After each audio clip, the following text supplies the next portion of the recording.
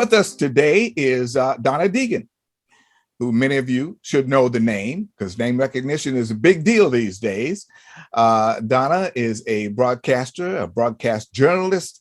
She is head of a major nonprofit that has been doing a lot of good works at Jacksonville Beach and around the county for many years.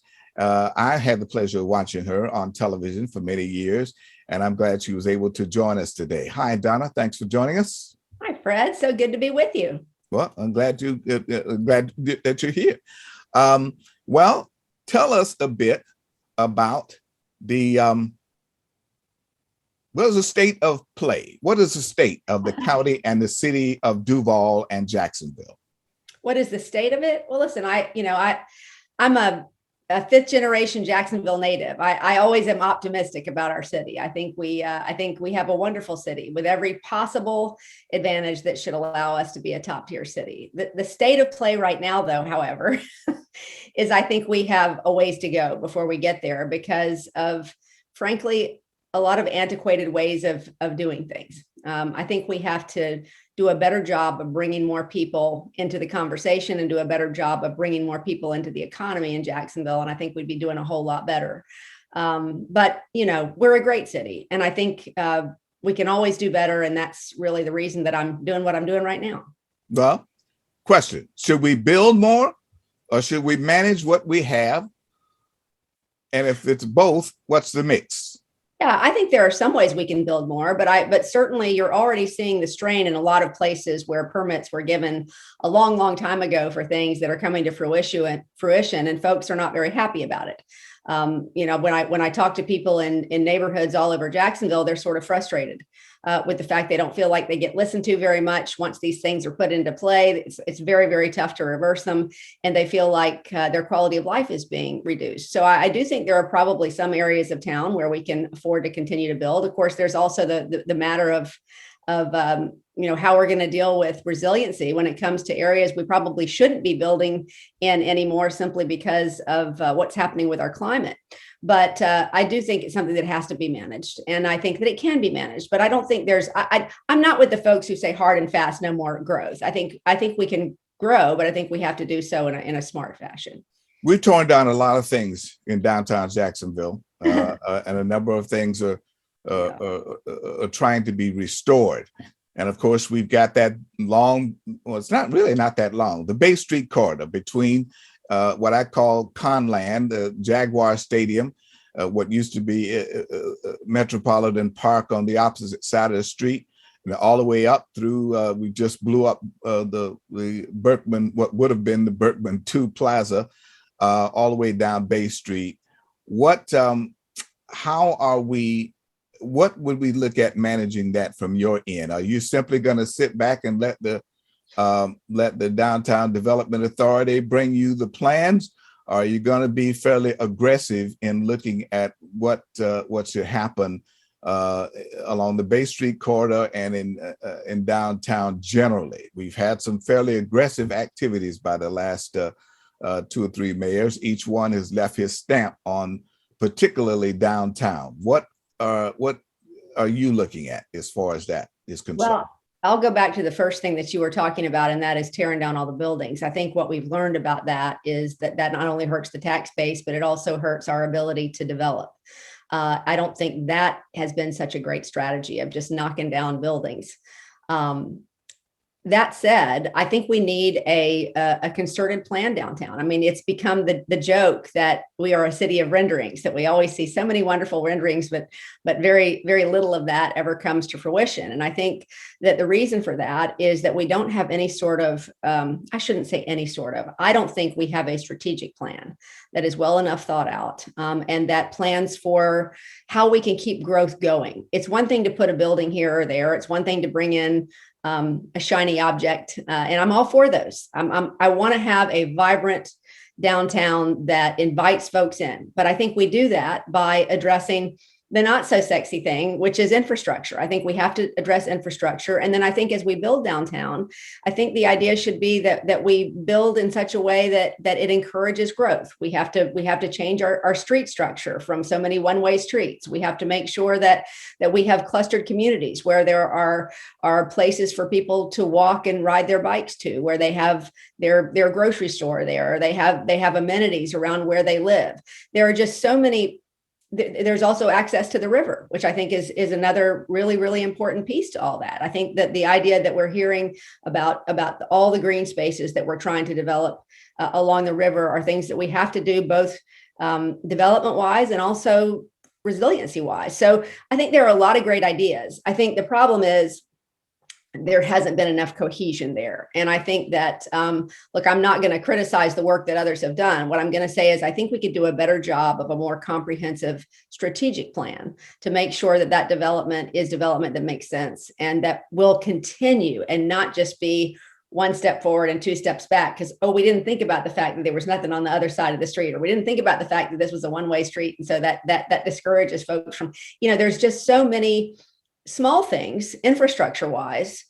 I guess they're not so small, but in terms of things we could do small and large that I think we need to do if we really want to have a successful downtown. Many folks don't remember, but Jacksonville in particular was a destination for many.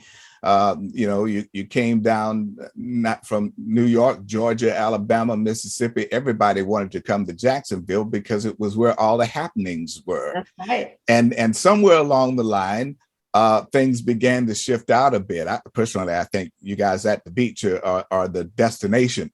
But should Jacksonville continue to strive to be a destination, or should it strive to be a great place to live and work? Why would we have to choose between those two things? Because there's no money in just being a nice town. Well, my point is, I think we can still be a nice place to live and work and also draw people into Jacksonville. I don't think we have to choose between those things. I just think that we have to look at priorities, Fred. I mean, I think that we have kicked the can down the road for so many years on infrastructure that needs to happen. We have not had a concerted plan. And I think that when it comes to the end of the day, we can be that city that is just like that city that was here at the turn of the last century when my great-great-grandfather was here. It was a city of incredible innovation. He was like everybody else. He was a shop owner. Everybody lived above or below the shop, right? There were huge opportunities for small businesses. We need to bring that back. This used to be a huge engine for small business. We've got so many small businesses in people's garages and bonus rooms right now that we need to bring into the light and help develop. Those are not things that are going to cost us a lot of money. Those are things that simply have to be priority. So you have to give those folks the tools to have the same opportunity for things like city vending and other things that we've given a handful of people so far. So I think there are ways to do both. You just have to, the old term that if we all do better, we all do better. Yes. I really think that's true. Mm-hmm. And I think that's the frustrating thing when you see sort of the development side pitted against the other. It's all better if we bring more people into the economy. The economy does better and the big guys do better and the small guys do better. We just haven't done a particularly good job of reaching out to those folks to say, we want to be that engine like we used to be. And as far as downtown goes, let's bring back more arts and entertainment to downtown. That's what's going to draw the young people to downtown. Let's give them things to do. Let's be a reason why people would want to come and spend their time downtown. As you know, Fred, very well, there was a mentality downtown for a while, for decades, that there really was the idea of, we don't really want you to stop here. Just keep on going. And I think that we need to change that. I think every city that is successful, or at least most, they have vibrant downtowns where people want to come and spend time. And I don't think that should just be the beaches, or the town center. I think that needs to be downtown, and there's no reason we can't have that. Now, the last 4 mayors that we've elected have all been able to get elected without serving in the city council, quite frankly. I think, with the exception going back to the former state's attorney, who came into office as a Democrat and then changed to become a Republican after he got in office back in the early 90s. Everybody else has gotten elected without having to serve in the legislative branch. So are you following suit with that? Do you think it's a good thing? It's a better thing not to have gone through the legislation, the nuts and bolts of serving in the legislature and just go straight to the top? Well, you know this from journalism. I was a journalist for 30 years. Mm-hmm. I was the person at the television station, and I said this to you when we were sort of doing our prep the other day. There is almost nothing that irritates me more than being called a television personality, because I truly consider myself a tough journalist. I spent a lot of time in investigative journalism. I spent a lot of time turning over rocks. I spent a lot of time covering politics. I went to city council meetings. I know how government works. Have I been in the middle of it? No, but I've certainly turned over a lot of rocks that way. And I don't think you have to have that experience to be a good leader. To me, what you want from a mayor is first somebody who truly can bring people together, that can unite the city, that can build a vision and get people to coalesce around that vision, and then put the people that are the best people to have on the bus on that team. And I think that's what a mayor really needs to be. I don't think you need to have sat in that seat of city council. And frankly, there's probably a reason why none of those folks have gotten elected so far. And that's because they get beat up pretty bad on a lot of their votes. I think our city council in a lot of ways has not been very open in terms of its connection with the community. It's hard to participate in anything that our city does, from our website to the way we run our council meetings. I think people very quickly become frustrated with those who represent them all. Maybe it's fair, maybe it isn't. But at the end of the day, we need to have a more open,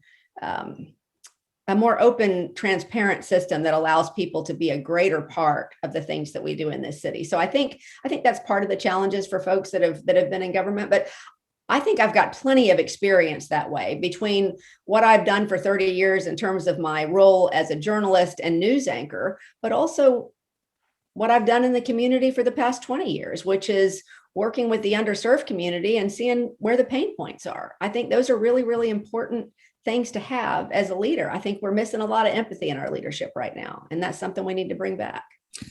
Let's go back to Bay Street for a minute.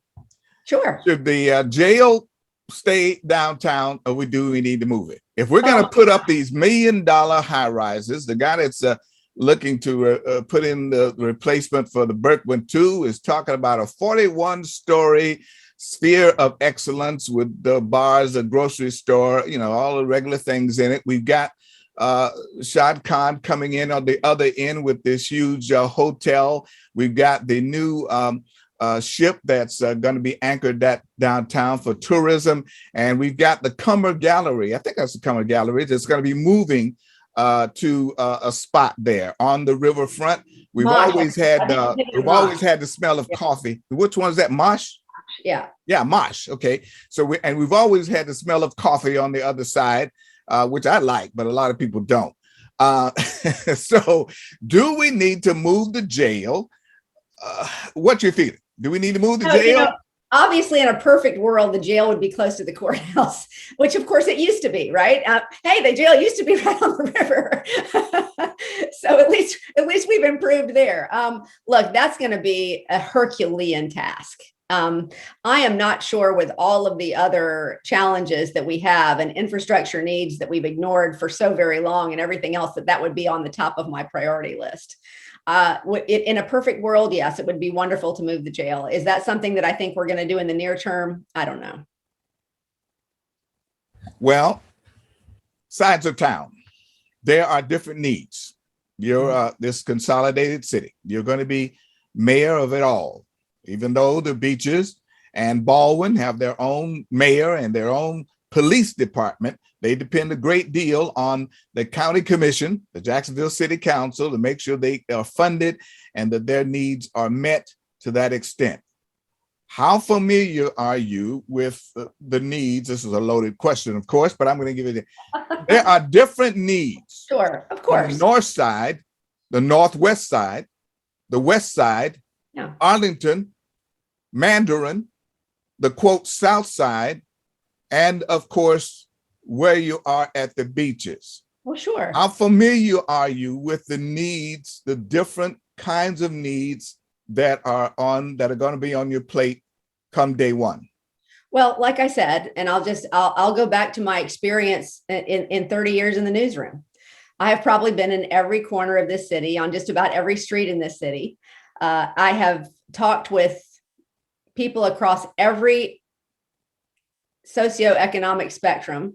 I think I very well understand the needs of what goes on in our various communities and the quality of life issues that exist for different parts of our city. I think that's something that I'm very well prepared to be leading on, because I have been with folks from all over this city for a long, long time. And like I said, my work within the underserved community has brought me all over the place. We don't just have underserved folks in a certain part of Jacksonville. We have underserved folks that are everywhere. So I do think there are certainly different needs in different parts of the city, but I think as much as anybody else could be, I am probably more prepared than any other candidate to know what's going on in the entirety of the city. And of course, we have council people that are charged with different parts of our city that I would certainly hope to have a good relationship with. But gosh, Fred, I think of all the people that could be running for this office, I probably know Jacksonville the best of just about anybody, by virtue of the fact that my family's been here for 120 years and the fact that I've been doing what I've done professionally for so long. There continue to be the issue of food deserts, particularly Sure. in zip codes 32209 and over on the east side near the shipyards. They continue to have the same kind of issues, and economic development is something that continues to be talked about. But there has not been that terribly much movement from what now is the sixth floor of City Hall as it was once before. Right. There have been virtually no discussion about it, and the problem continues on. There are some advocates out there who would like to see who made some offers, but I have not seen any movement from that. How familiar are you with the issue at hand, and what are you prepared to what kind of motivations are you prepared to put on the table to get this done? The grocery stores said they're not. The major grocery stores said they're not coming because there's not enough money for them to make. Well, you see that we're getting Winn-Dixie back in the Old Town and Country, area, which is great. That's a good thing for that community. But look, there are all sorts of ways to skin that cat. There are all sorts of things you can bring in, absent an enormous grocery store, to provide healthy food for neighborhoods. And I'm pretty familiar with this. I don't know if you saw in the last it was probably a couple of weeks ago now, I released what I've called my good health plan, but I have a plan of 3 pillars. Good. I call my campaign Change for Good.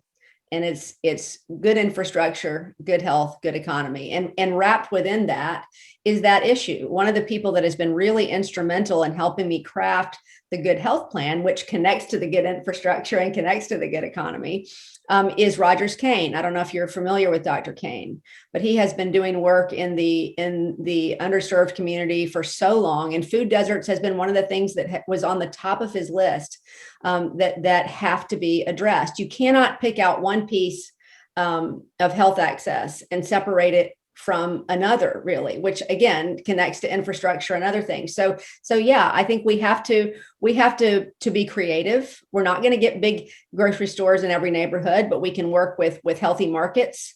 We can work with the entities that exist to come into neighborhoods and provide certain days of the week when some of those things are available. At the very least, we can provide a space for that. There are some empty lots that we should be able to use for things like that. So Dr. Kane made that one of the things that he said we have to make part of the focus. And folks were asking me a million questions about it. Well, what about mental health? What about this? All of this is part of it. And so I think that in order to be a successful city and I'll say this as many times as you'll let me. There is nothing that is ailing Jacksonville that political will cannot fix. Political will, political priority. And you said it. It's not been a priority. If it was a priority, it would have been done. If trash pickup had been a priority, it would have been done. If infrastructure had been a priority, we wouldn't be sitting here 6 decades after consolidation going, what in the world are we going to do to fill this $1 billion, hole that we have in fixing the sewer situations? We have to start prioritizing those things that will improve the quality of life for all of Jacksonville, not just for a handful of folks. And I think that's one of those issues. You have control. The mayor has control. The biggest thing he has control of is the budget. What is he? What's this he stuff? The mayor has control. The mayor has control of the budget. He proposes, the council disposes. And that tends to be the tail of the tape from the time that the Budget Review Committee meets to the time that it is ultimately proposed to the council. What kind of budget priorities are we looking at? You've almost answered this. You've answered this to a great extent already, but the budget is the tail of the tape for all the departments. Because if you propose it right, generally it gets passed with very few arguments because everybody has enough time before it gets to the council to add their 2 cents. What's your budget going to look like? Well, I will say this first of all, that I think that what I learned in going through the Good Health Plan, and I started with that simply because that's the space I've been in for the last 20 years. I've done a lot of work in health equity and in terms of that space, and I believe so wholeheartedly that health is at the foundation of a healthy city in every way. But the truth is, I found that there just is not enough accountability when it comes to how we're spending the city dollars. There's not enough accountability. There's not enough strategic plan. There are so many things we could be doing to bring in. We have had a philosophy in this city really since the Payton administration of, hey, no more federal dollars. We don't want to bring in federal grants. We don't want to bring in programmatic funds. We don't want to bring in, and I think there are certain things with strings attached you don't want, but there are all sorts of ways in which we could fund things in this city. And I've heard this, whether I've talked to affordable housing experts, whether I've talked to folks about green infrastructure, whether I've talked to people about criminal justice reform, whatever it is, the answer has always been that we have not ever taken a deep enough dive to bring in the type of dollars that they're bringing in other cities to get things done. So you're gonna come into office with a truckload of money. Right. No, that's what I'm saying. From the feds, just for infrastructure right. in particular. Well, I wanted to preface that because I know at some point I was going to get the tax question, and I was just going to say we got a lot of money coming into the city, and there are a lot of ways we can bring money into the city that we're not doing right now. So, and that doesn't have anything to do with raising taxes. I think we don't need to do that. But what I do think is that we have got to address the septic tank issue once and for all. And I think if we get some of these federal infrastructure dollars, and again, I don't know what those are going to be mandated for. So there may be specific things that those dollars have to be spent on, but that means that we could take that and supplant other things and spend some of that more money on the septic tank issue and on some of those infrastructure issues, lights, sidewalks, streets, those things that have been ignored for so long in so many neighborhoods that then affect people's health, that affect public safety, that affect their ability to work, that affect the economy. I mean, it's all connected, Fred. You can't disconnect anything from basic safety and infrastructure. And so I think infrastructure is probably the top budget item for me that would be a priority. We've got to really start to aggressively deal with that. And I think that, it's great that when we come around election time, people make noises about how we're finally going to tackle these things. But the truth is, it hasn't been our political priority. It hasn't. And we have to make infrastructure a very, very big priority. So that would probably be the top line budget for me. Well, I mean, I'm certainly everyone would be happy to hear that, but but Lord knows, I mean, you can't turn any corner in Jacksonville without finding a road being built or redesigned and everything else. I'm sure that the Fuller Warren Bridge, as soon as they finish whatever work they're doing on the Fuller Warren Bridge to provide more accessibility from Riverside to downtown to the other parts of town, I'm sure they're going to find another reason to tear the bridge up and put something else there. But the money that's coming in from Washington is about infrastructure, which is a lot of that. And there has been some progress, of course, in getting the septic tank process, removal of septic tanks replaced there. But you're talking about making it a bigger priority for you. What more are you talking about? I just think that we have broken promise after promise after promise to neighborhoods that have been waiting forever and ever to have basic infrastructure. That is affecting their quality of life in every way. And I think we've got to start putting our money where our occasional mouth is and more aggressively move toward that. I don't know how you can have big companies don't want to come to a city that is fallen apart in terms of its infrastructure. Big companies don't want to come to a city where the educational system isn't good, where there are so many underlying things that we kick the can down the road on that keep us from being the city that we can be. So yes, do I want all these wonderful, beautiful new buildings and things in Jacksonville? That's great.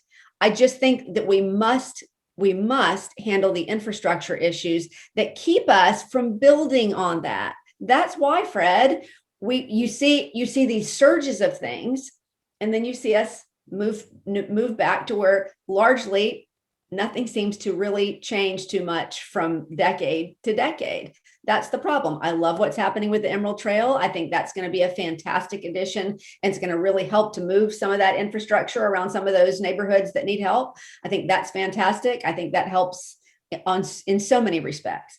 But we have to have a more comprehensive plan for how we want that to look, and then we have to really put some money into those neighborhoods that have been neglected for far too long. When I think Donna Deegan, I think progressivism. That may not be correct, but that's the first thing that comes to mind for me. Yeah. The Confederate monument. Hopefully, by the time your election takes place, you won't have as big a deal to make about this as has been over the last 2 to 3 years. But it is still part of the past that many folks would like to put behind us or put it in a place that it belongs. Should we take down all of the Confederate monuments, or should we contextualize them? Look, this is one of those things that I think as in everything with Jacksonville, you can argue from a moral standpoint. That's very easy for me on this front. Let's also argue from a business standpoint. Okay.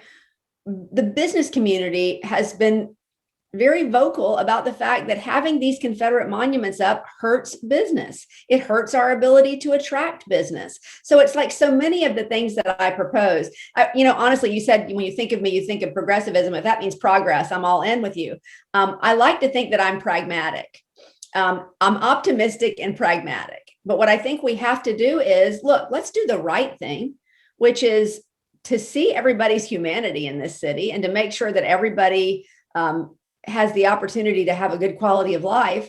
But let's also look at this from a pragmatic point of view. From a business standpoint, this does not help us in any way. So not only does it continue to injure people,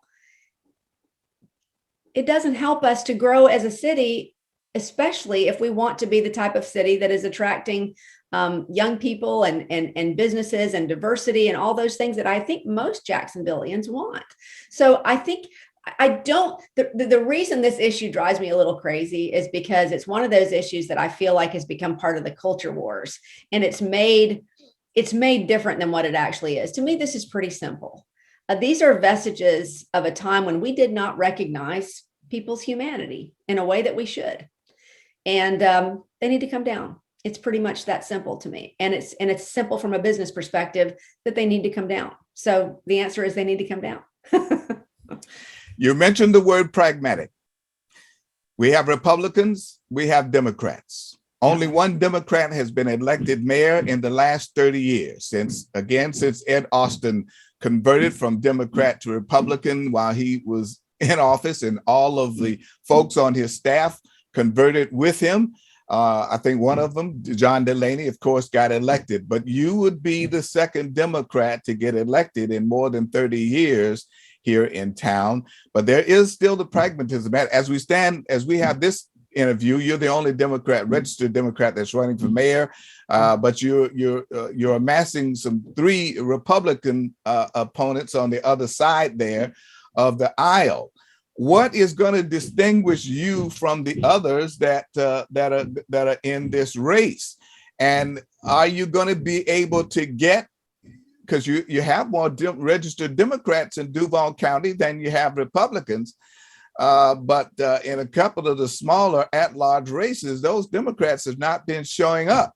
What are you going to do to make sure that you get the Democrats to show up, and to make sure that you get a decent amount of votes from those on the other side of the aisle?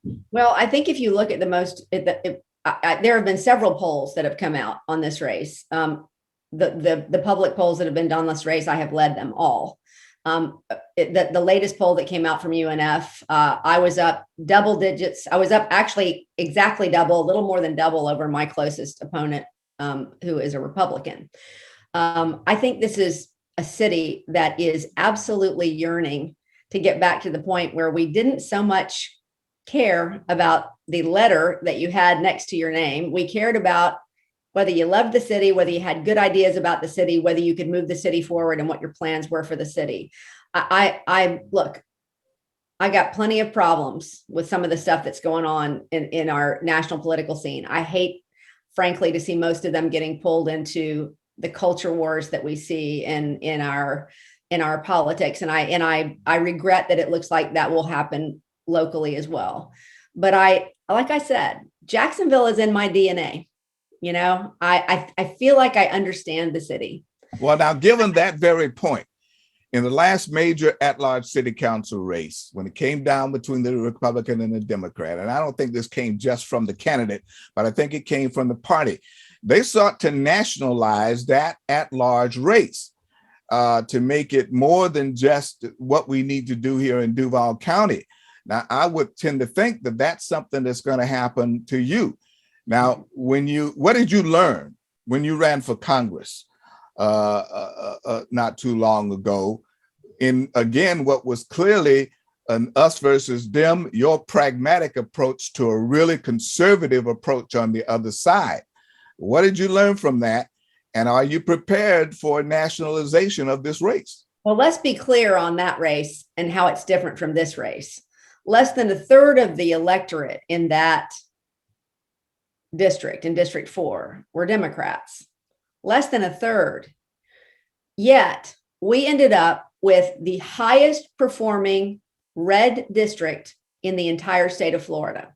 And the reason is because we did very well with NPAs and we brought over some Republicans. If you look at this latest poll that came out from UNF, where I had 41% of the vote to the next nearest 20%, I had a winning coalition with women, people of color, and independents. I think it's because people know that that is how I view the world. I spent the huge majority of my life as an NPA, and I very much have a lot of that mentality from journalism. I think solutions can be found from everywhere. And so I'm one of those people that likes to bring all voices into the room. Having said that, I agree with you. It will be a nationalized race. We've already seen that. I'm going to keep talking to the people of Jacksonville. I'm going to keep sharing my solutions for problems for everybody in this city. I'm going to keep showing that I am showing up for the things that we need in this city. And I frankly will point out when my opponents are not doing so. If you have followed me, as you say you have over the years, Fred, you know I am not at all afraid to speak truth to power. People tell me very often that I worry about you because you just seem too nice, and I don't know if you can be nasty enough. I don't think it's about being nasty. I think a lot of people are exhausted with nasty. What I am willing to do is call things as I see them, and as people pull in these toxic consultants, as they pull in these nationalized red meat issues, as they frankly bring people into this city through their campaigns, that you got to ask yourself, what do they want in return? Those are the types of things I will bring into the campaign, because I think people need to answer those questions. I think that those are things that are important for people to think about when they think about who they want to lead the city. But by and large, I'm going to do what I do and I have always done. And that is to be, one of the people of Jacksonville. And I have had conversations with people in this city my entire life. And that's what I'm going to continue to do. And that's why I'm spending most of my energy right now just working on the ground, trying to figure out, where do I need to be? It's a big city, right? But what I learned from the congressional race was, you really have to show up and retail politic in this town. You're not going to win from 30,000 feet with a bunch of money. You got to get in the neighborhoods, you got to talk to people, and you got to be present. And unfortunately, because of COVID, we got to do that for about 3 months. And then for the rest of the time, we were stuck on Zoom and Facebook. But that's what's needed. If we end up with another COVID spike and I have to put on 3 masks, I'm going to do it, because I'm not going to not get in the neighborhoods this time. Yeah, we just put on the mask and head on out. Put on a mask and a hoodie and head on out. That doesn't stop anything from happening. Why you? Why now? Because Jacksonville is just, I feel like we're so on the cusp of being a great city. And I think right now, more than ever, because of exactly some of the things that we have discussed, we need a unifier. We need somebody who loves the city, who's not in this for political aspiration, but who is literally in this because she sees the pain points and wants to create that connection with the city that will allow us to solve problems. So I am a pragmatic problem solver, and I think somebody who loves and has empathy for every person in this city. And I can't think of a better time for that right now. I think people are starved for aspiration. I think they are starved for connection. And I think people are exhausted from the anger and the polarization. And I hope that with my campaign, that's what I've been preaching for the last 20 years, Fred. We gotta choose love over fear. And that means love for each other. And that means we see each other. And we have to use that as a priority for our city. And I think that's my strength. So that's why me. That's why now. Donna Deegan, broadcast journalist. Thank you, sir. CEO of a major nonprofit in this community that has made tremendous strides for those suffering from breast cancer, both helping them get treatment and in educating us all to its importance. And, one thing that a lot of guys don't know is that a lot of guys get breast cancer. They do. And it's not talked about very much. I've gone through some treatment, and one of the things that I had to do, because it made my breast grow larger, is I have to check myself every day. I check myself every day because of that. So the work you've done has made a difference in this community. I'm glad you're able to join us today. As we get closer to it, I hope your schedule allows. I'd like for us to do something to see how you're doing the closer you get to that big day in March. I'll be spending more time with beach sunrises for sure. So I can put the oxygen mask on myself before I put it on everybody else. But I'm grateful to be doing this. I feel like God has left me on this planet to try to do what I can. And I'm just grateful to be able to do it. So that's the lens through which I view all this. I feel like there's a lot of responsibility for those of us who have the opportunity to be here living and breathing. So I look forward to seeing you again soon. Indeed. Thank you again for your time, Donna. Donna Deegan, candidate for mayor of the city of Jacksonville, the county of Duval. Next up, Fred's Reviews. The Last OG, which premiered in 2018 and has gone on through 2021. You can view this on HBO Max and TBS. This is a great addition to your must-see TV list. Hopefully you saw heaven again. was the Brooklyn I grew up in, but something was different. Hey, Dad. My name is Karen, and I'd like to report an adult black male and 2 black teens. And they're amazing. I think they're related and love each other. Mic check, 1, 2 to the 3. The 15 years in prison. I'm for the community now. I'm ready to do whatever it takes. The only thing you gotta do for me, baby, is walk your funky ass into ongoing traffic. Lucy, she runs the community center. And she blames me for putting her brother in the ground. All she sees is the person I used to be. You know what it's like when people assume who you are and don't give you a chance. Every day of my life. You really trying to make me believe that you would do something for somebody else? You know what? Good point. Hey, Howard! Could you get those sheep shears out so you could shave some of the wool off of VC's back so she could donate it to Wigs for Kids? How's that for doing something for somebody else? It is hard not to smile and laugh whenever Tracy Morgan is involved in a project. OG is no different. Anna Maria Horsford adds a reality check to this series of redemption for a misguided life based in Brooklyn. Life lessons abound in this TBS HBO Max.com series created by Jordan Peele with some episodes directed by Carl Weathers and Oz Scott. The writing is on the money with stories that apply to nearly every aspect of life from a certain point of view. Binge on this. The Last OG, starring Tracy Morgan. And that's going to be it for this edition of Fred's Reviews and To My Way of Thinking. See you next time.